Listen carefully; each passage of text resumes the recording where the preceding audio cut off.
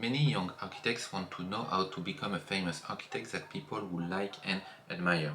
Well, throughout this video we are going to understand what makes people like some architects more than others. But in order to do so, we need to look at the other side of the spectrum and understand what makes people dislike, criticize and sometimes hate some architects. And if you want to be an hated architect, you actually need two things. First, you need to be famous, or else nobody will care and take the time to dislike you. And second, you need to think and act like an artist. So what do I mean by thinking like an artist? Well, when you think about it, you can divide the world of architecture and architects especially into two categories. The first category are the architects that see their job as a translator, as someone that's here to help his or her client to transform a need that the client have into a building. It is how they see their job as an architect. For example, a city needs a new school, and these architects are just going to design a project that respects what the client wants and needs and nothing more. And the second category is what I call the artist. And by definition, the artists have developed one style throughout their whole career, and in a way they try to impose this style to the environment they are working on. We know a lot of architects that does that. And this is actually what we expect from artists like painters, singers or even writers. We like them because they have a recognizable style. We like Picasso because he has a Picasso style. We like Lady Gaga for Lady Gaga song styles, and we even like Tarantino's movie because they are Tarantino's movies. So you get the point. But when it comes to architecture, it suddenly becomes very different. There's much more criticism toward architects that have one unique style. Just look at the comments about famous architects like Frank Gehry, Santiago Calatrava, or even Zaha Hadid, who's ranked on an architecture website the most overrated architect in the world. This is pretty worth why some people don't seem to like the idea of architects having one recurrent style, while at the same time no one seems to criticize other kind of artists like painters, writers or even singers for having one unique style. Well, the answer is actually pretty simple. Architecture isn't an art like all others. In art, in general, the creativity aspect of the art takes most of the space. You have no other constraints than your own creativity. A singer just has to sing, a writer just has to write. But in architecture, it is different, because you have the creativity part, but you add another layer on top of it, which is the environment in which the project is going to take place. Basically, your project is not going to stand alone in an empty room the way a piece of art could. There is your client, the users of the building, the neighborhood, even sometimes the country's history and culture that have an impact on how your project is going to be perceived. So it's why people, and your client especially, want their project to be connected to the environment. And they don't want a project that could be dropped anywhere on earth, like some critics says about some famous architects. And of course you might think and argue that this is not a must, because some of the best architects in the world continue to win projects with one unique style that they sprinkle all over the world. But with some of these famous architects, it's more complicated than that. Because first, some of their clients don't actually want a building, but they want a giant piece of art. And a piece of art doesn't have to be related to the environment. The same way they wouldn't care about putting a modern painting like a Picasso in a castle, they don't care about putting a modern building into an old city, for example. Because what this type of client care about is the uniqueness of the project more than the connection with its environment. And the second reason these architects manage to design and build buildings that from the outside doesn't look connected to the environment at all is because these architects are smarter than average. And what I mean is that these guys actually know the importance to connect their design to its environment. And most of the time they do it using storytelling, finding ways to explain that their design is actually connected to the city, even though you cannot clearly see it without explanations. And on this channel I've talked a lot about the importance of storytelling and how it can make your project look better. But today I don't want to show you how to tell stories, because I believe that storytelling is like makeup. It's going to improve the way your project looks, but storytelling, like makeup, doesn't last forever, and eventually we will see through and see what your project is really about. So I want to show you today a way to find a concept that is truly rooted into the environment and the people the project is made for. So it makes more sense for your client, it increases your chances of success, and you won't have to bend reality in order to make your story sound real. And in order to do that, I want to show you 3 architectural projects from 3 great architects. And you'll see how you can find inspiration for your own design the same way these architects do, and how it's going to make your concept much better. So I want to start with the easiest way you can include stakeholders within your creative journey, and you can do that by simply ask them. Ask the future users to literally design the project with you. And the best example for this comes from one of Bjarke Ingels' projects in Denmark. I've quickly talked about this in another video, but anyway there, he was asked to redesign the biggest park of the city, and so instead of just working at his architectural office with his team, he completely turned the concept of being an architect around by going outside and meet with the inhabitants of the city to learn about their culture and what they could bring to this project. Listen to Bjarke describing this process. Look. Sort of a way to sort of get people involved is this sort of idea of like crowdsourced design in a way. We did an urban space in Copenhagen, and it's in the most ethnically diverse neighborhood in all of Denmark. It consists of what we call the Red Square, the Black Market, and the Green Park. And you have 60 different nationalities living here, so the importance of the project was really to involve the local community and create a sense of ownership. So we got this idea that it would be strange if the Danes had done the best bench and the best trash bin and the best lamppost. So we reached out to the local community through different media and through meetings and had people recommend elements from their other home country. And the basic idea is that we don't eat Chinese food to be nice to the Chinese. It's because we crave Beijing duck or noodles or dumplings. And we didn't put a Moroccan fountain in the middle of Copenhagen to be nice to the Moroccans, but because they have an amazing heritage of architectural water features. So you have a Jamaican sound system. The neighbors hate it. A Thai boxing arena. You have Iraqi swings, litter boxes from Great Britain, bollards from Ghana, like bicycle racks from Finland. The sign on the Red Square is actually a sign from the Red Square. You have like an amazing Kazakh bus stop, way cooler than a typical Danish one. We found palm trees in China that actually grow in a Danish climate. This octopus like really sort of reveals the diversity of the neighborhood and the sort of impact of playing. When you look at the benches, this S-curved love seat from Mexico, where you can look the person you're sitting next to into the eyes. There's a Belgian bench where everybody looks away from each other. And like even down to the lighting, we have these neon signs that advertise stuff you can't buy in Denmark. This is a Qatari dentist, like something from the socialist countries. And we even made an app so people can get the stories of the different objects. Okay, so just imagine you're the client, in this case the city of Copenhagen, and Bjarke comes to you and presents you this project.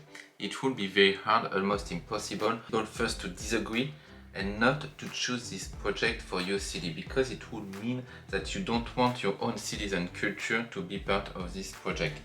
So of course the city of Copenhagen loved the idea, they loved the concept, and they made this project a reality.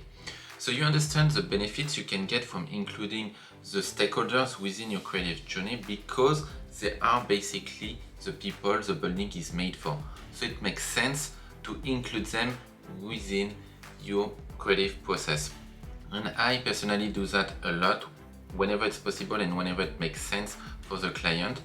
For example, it works very well when you're working on an educational building like an high school, for example, because it's not that hard to actually connect with a couple of students, and throughout a 1 hour meeting you can talk with them about their personal experience in the school they're into right now, what they like, what they would improve, or just the pain points during their journey in the school. And you will be surprised on the number of insights and problems you'll get from the users that you wouldn't have thought on your own. And so then your job as an architect becomes pretty easy. You just have to take the problems the student told you about and try to solve them thanks to your architectural design. And of course, don't forget to talk about this process to your client so he or she knows that your ideas aren't random. So this technique can be very powerful, and it's actually very easy when you have a clear user, like a citizen or a student, for example. But in architecture, it can be more complicated than that. Let's take, for example, the case of a memorial. For a memorial, you don't have a clear user, and it would be strange to ask potential visitors to design the place with the architects, right? So you might wonder why it's strange for a memorial, but not for a public park like in Bjarke's case. Well, the end goal of a park is to provide public space to people living around this park. A memorial is completely different. The main goal isn't to make the life of the citizens or the users better, but it is by definition to remind people of a person or an event. So it's completely different, yet we can still apply the same technique we saw with Bjarke by getting inspired by the people the memorial is made for. And it is exactly what Peter Eisenman did for the Jewish memorial in Berlin. Like Bjarke Ingels, he didn't learn about the project, went straight to his desk and started drawing. No, he didn't do that. He needed to understand what this project was really about. And how do you do that?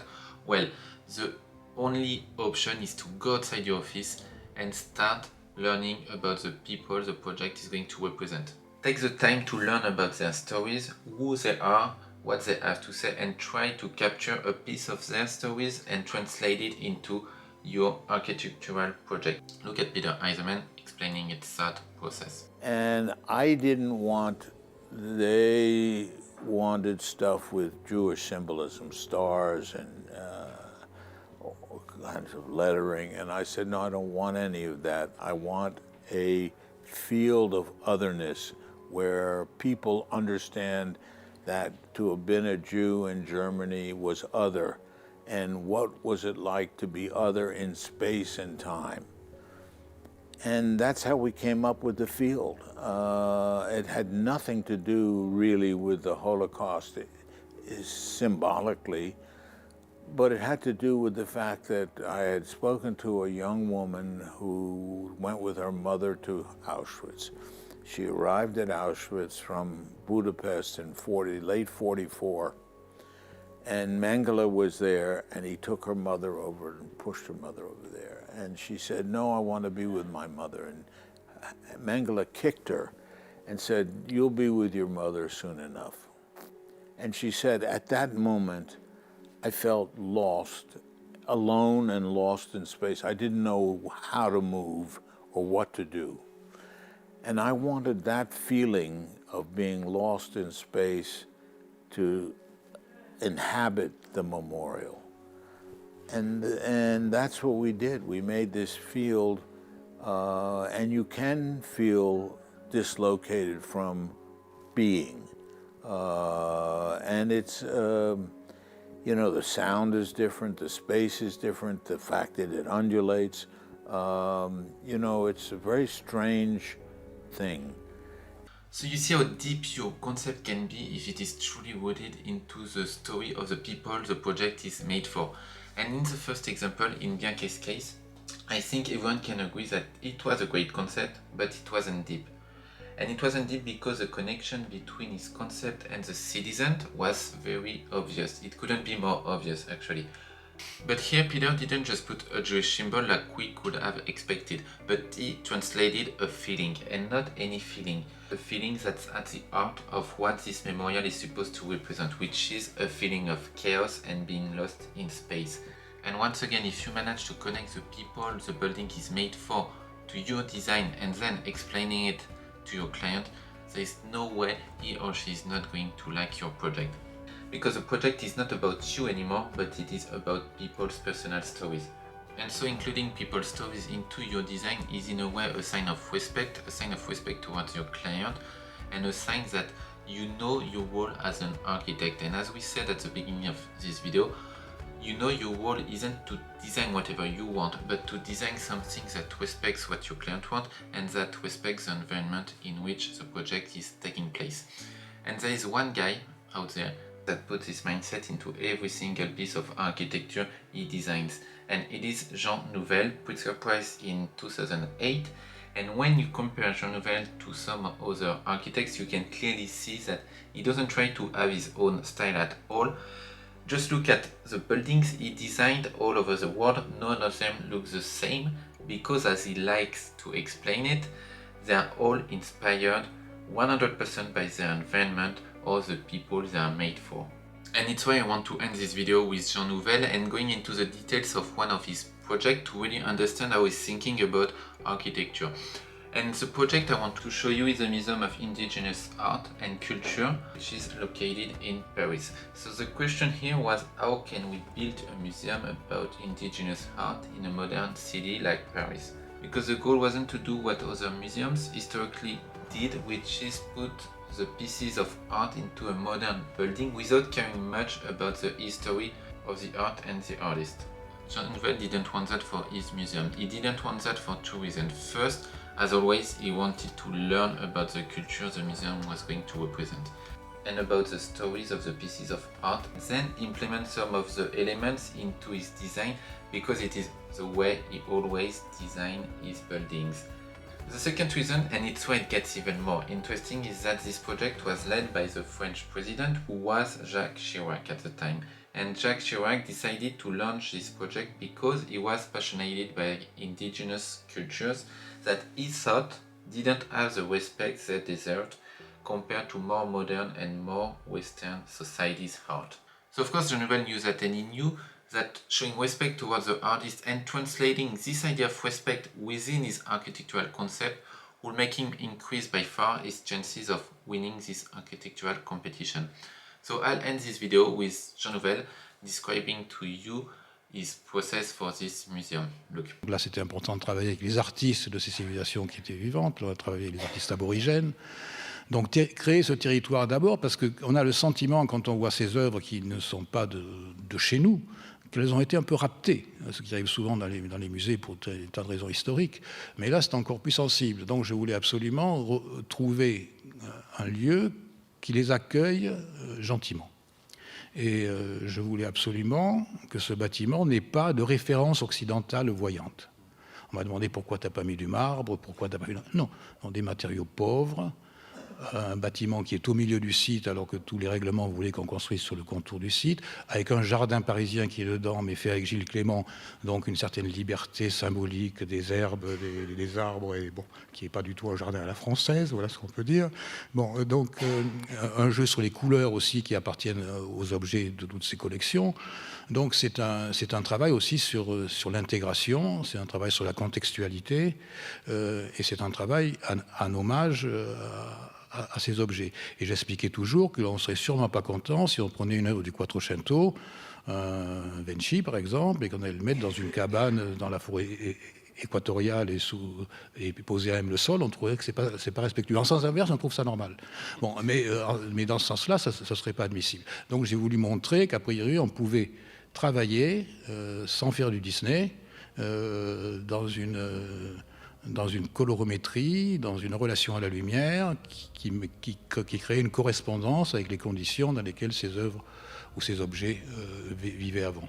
So this really sums up the main message I've tried to give you throughout this video, which is that architecture has to be bigger than the architect itself. And we always have to remember that a building isn't made for the architect that designs it, but for the people that's going to live there, or for the people the building is going to represent in the case of a memorial or museum. So it is why the best option for you, if you want a good concept, isn't to look at yourself, but to look at others, to look at who they are, at their own stories, at their own culture. And maybe if you do that, you'll become an architect that people like, respect and admire. Thank you for watching. I hope you found this video interesting. If you did, click the like button, subscribe, it shows that you like this type of content. And if you want to see more of this type of videos, check out my YouTube channel. There is much more techniques you can learn from famous architects that's going to make your career in the field of architecture a little bit more successful. Until then, see you.